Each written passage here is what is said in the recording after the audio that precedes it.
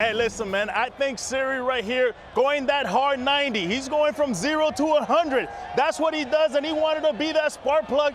I love what he did, and as soon as he touched first base, he knew he needed to get things started, and it all started right here on first base. He started looking at the infield. Remember, there was one out, so there was a double play shift.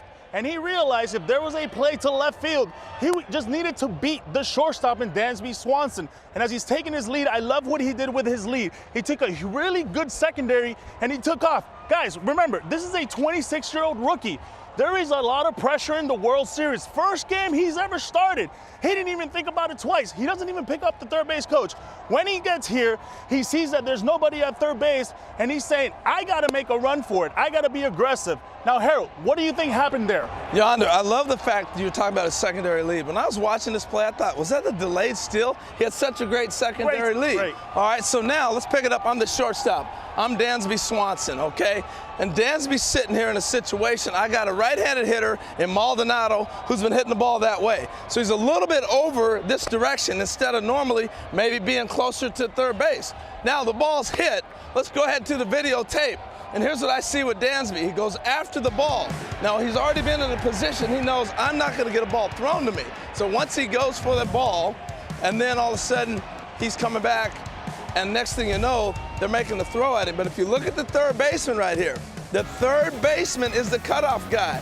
They've got to throw the ball to the third baseman. As for what the outfielder saw, Rosario, let's bring in our outfielder, Chris Young. Chris, what'd you see? Harold, I can't wait to get into this with you because for some reason, outfielders always take the hit. We always take the big punch when things go wrong, when it's a complete defensive breakdown out there.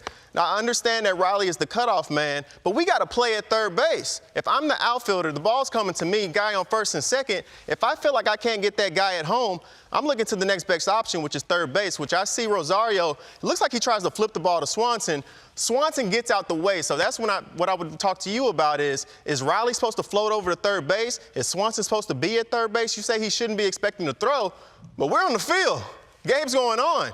We're always expecting to throw. So Rosario, to his defense, he's trying to get the ball to the infield as fast as possible. Yes, he could have thrown it to Riley at the cutoff man, but there's no play at home plate. He's trying to flip the ball to third base as quick as possible, and I think they would have had a play at third base. Credit to Siri for being aggressive out there. Not too often do you see that to where the guy's going first to third on a single to left field, but the play has to be made. So, Harold, can Riley float right there? Is Swanson supposed to be at third? What's going on?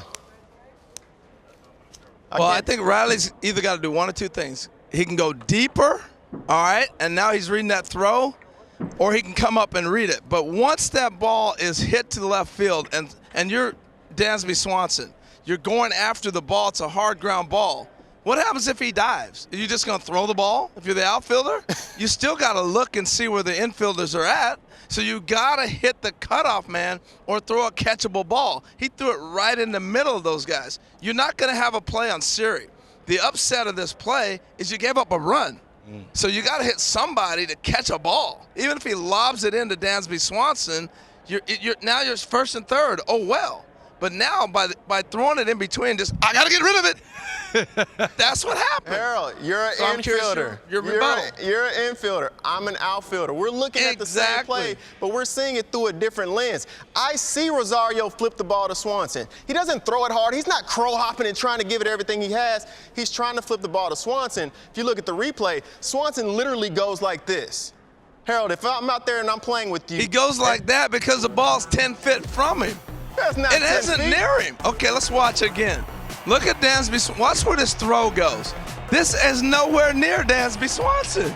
Harold, do you remember the that ball's in between? He's throwing it to the base. Do you remember the Derek Jeter play? You remember the Derek Jeter play when he runs all the way across the infield? Sometimes things happen. Sometimes you have to improvise. I see a ball there to catch. I need to go and catch that ball. No. Let's go, HR. I need you to have my back right there. I can't get that error. Austin Riley's got to be out there. Wait, you guys all think there's a different person that was messed it up? I love this. I got it on one guy. Now, the infielders, yes, you could have rotated a little bit better, but you don't come up and just throw a ball. That's to nowhere. If you're going to miss the ball to home. But that's it. Great combo. All I learned is that suit looks even better on the big screen, Chris. Yeah, it looks even better in the big screen.